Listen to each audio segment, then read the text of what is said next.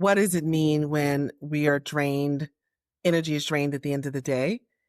If I will share with you for myself the work I've been doing around this and the kind of question I ask myself.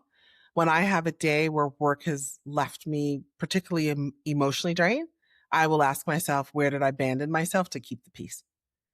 A lot of times for me, that draining has come from I didn't pull away when I needed to pull away.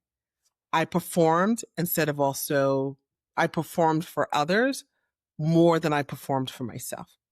And what I mean by that is sometimes that's, I had set boundaries around, or I had meetings, and the person in the meeting, they weren't prepared and they had a timeline. And I could help them close the gap. And I chose to help them close the gap. And when you do that every now and again, that's fine. But when you do that on a steady basis and you get to the end of the day and that closing the gap and over functioning for other people, what that means is I didn't walk away to clear my head. I didn't tap into the left brain and the right brain to be more effective.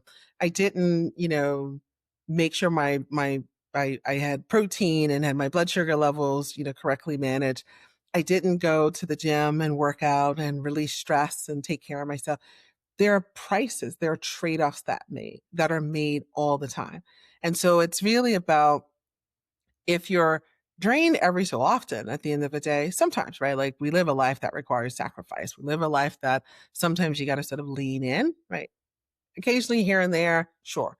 But when you're drained every single day, and even then, like I had a project with a client where like I knew over a 2.5 month period, because of the nature of the work, I was going to be working 60, 65 hours a week. And I knew it. It was a locked point in time. I worked with my family. I rejigged as much as I could to like do that sprint. But when that's like 4, 5, 6, 8, 9 months out of the year, that's not sustainable for us as humans. So really stepping back to think about, where am I giving up on myself and I'm over indexing and over functioning for others? And how do I step back and start making different choices, and not abandon myself? And a lot of times it means we may have to deal with some conflict because we got to set new boundary lines with people because they're used to crossing them, and because we are historically allowed them to do so.